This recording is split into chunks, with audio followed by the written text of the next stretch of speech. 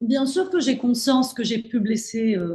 Pour moi, ce n'est pas quelque chose d'infamant ou d'indigne que de demander pardon. Oui, bien sûr, et de tout cœur, du fin fond de mon cœur et de mes tripes, je demande pardon à ceux que j'ai pu blesser, à ceux à qui j'ai pu apparaître comme un instrument, en fait, d'un système qui les oppresse, d'un système qui leur a fait transpirer, en fait, par tous les pores de la société qu'ils étaient des citoyens de seconde zone.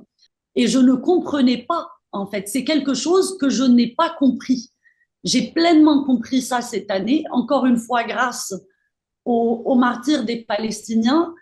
Pardon, en toute humilité, pardon si je n'ai pas vu euh, votre souffrance, pardon si je n'ai pas eu la présence d'esprit et le cœur de voir en fait les choses depuis votre spectre à vous, etc. C'est-à-dire, j'ai vu se déployer cette année tous les outils d'oppression venant de la part d'une société qui est la société française, qui prétend quand même être sortie de la cuisse de Jupiter en termes de liberté et des droits de l'homme. J'ai pu voir aussi toute la monstruosité, la laideur profonde en fait, et le mépris absolu du deux poids, deux mesures de ces sociétés qui se targuent d'être des démocraties occidentales.